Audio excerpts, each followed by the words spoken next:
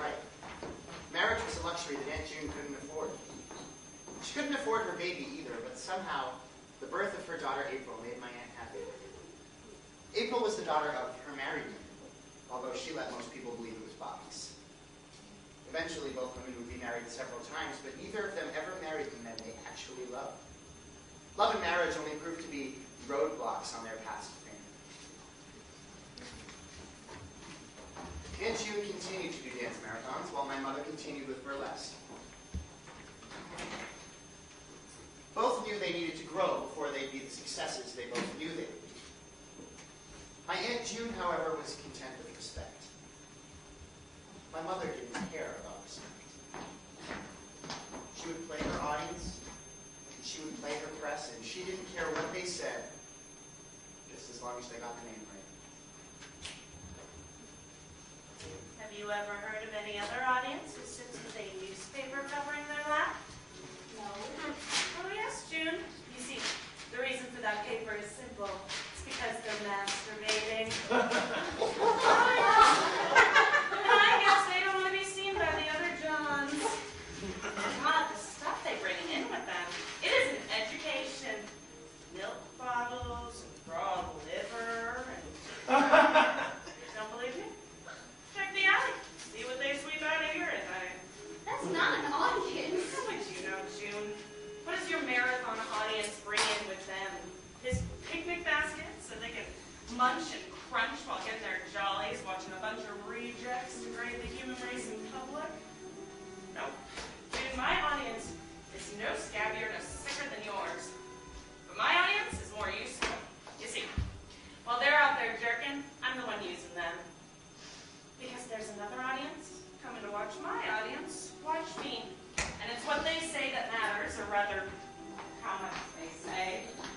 There were rumors I was illegitimate, a dope fiend, a lesbian. It's all very gratifying, and I did my best to keep the ball rolling. But, Gypsy Rose Lee says her favorite fan sits in the front row with a lunchbox on his lap and his room number printed on his forehead. If I can keep saying things like this in all the combs, I'll be a fad. Oh, you want to be a fad? Of course not. I want to be a legend. A fad is just one step along the way. Hear that music? I will be an expert on long hair music and opera. See all these books? Spinoza, Dante, all marked with just perfect quotes for the right occasion. How do you think I got where I am, June? The brain. Just say all the right things and smile for the press. Doesn't matter what you feel inside it. They need to see what you want them to see. You could do it too, you know. If you smile, girl, you could lay them in the aisle, girl. If you smile, girl, they'll die on the spot. Smile, girl.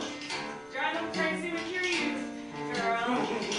Flash of truth, girl.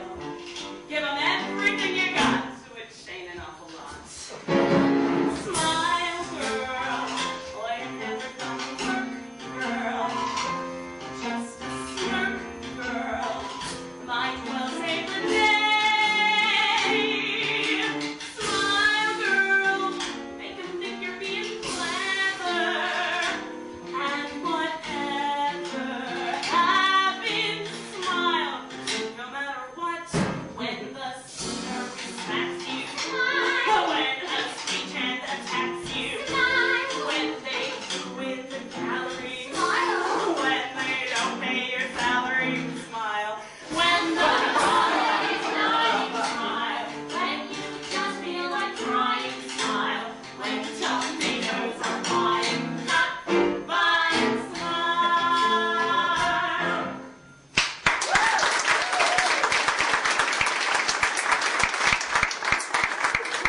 So busy getting paid all miserable. You see how far a smile and a little press can take you.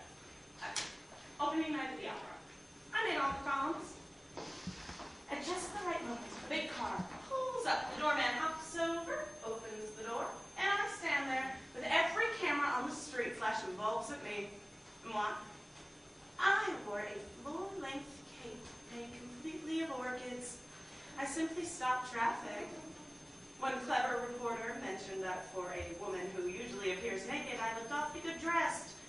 I replied, "Oh, I'm not naked on stage.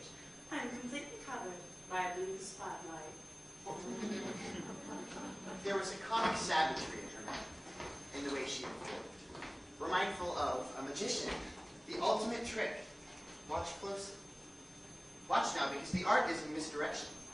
You see, your attention is directed away from what's really happening. Otherwise, there would be no amazement, no astonishment. The trick works except on the subconscious. Underneath the surface of glowing skin and shining eyes, hidden somewhere within the folds of silken tissue, a thread of acid flows like an underground river. Not all the publicity had been complimentary. In fact, some of it was most unflattering. But there was a lot of it, and to her, that's all that matters. Ed Sullivan, in his column, wrote, "Gypsy Rose Lee emerges this season as the most successful space grabber of all. The tall, well-upholstered Miss Lee has graduated from burlesque to follies. It is beside the point that Miss Lee lacks talent. It is beside the point that Mother Nature did not bequeath her a streamlined chassis to compare with the smoothly contoured torsos of the follies Koreans who parade behind her. Lacking all these things, she compensates for their lack of divine talent for keeping her name in print. And at the box office, that passes for talent." The follies led to Hollywood. Hollywood led to... Oh, they made a mistake changing my name back. To hell with Louise Harvick. All this garbage, censor this, censor that. Well, I am Gypsy Rose Lee from now on, and the Ladies Mutual Admiration Society can stuff it up their noses. Ow. God damn it, why does it hurt so? This is the family ulcer, June. You'll get it sooner or later. So, talk about you, go on. What makes this almost bearable? The dance marathons are long behind me. I played club dates, played 4 a day in Desert Song, and stood by and performed for Lupe Velez. I got married. His mother moved in with us. Oh, April is still beautiful. Great. You know what I got? I got zilch. Sure, Mother has that house out in the country, but I don't know when I'm going to work again.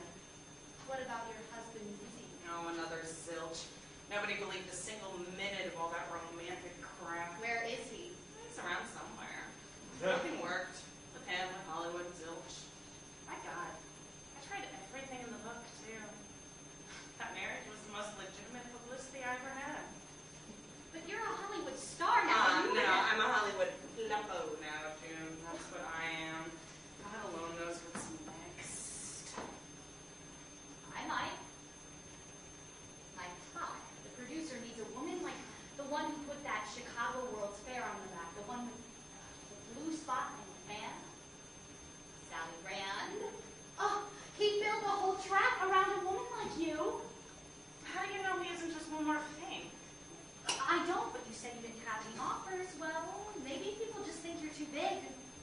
He does, and the World's Fair sounds good. Another runway.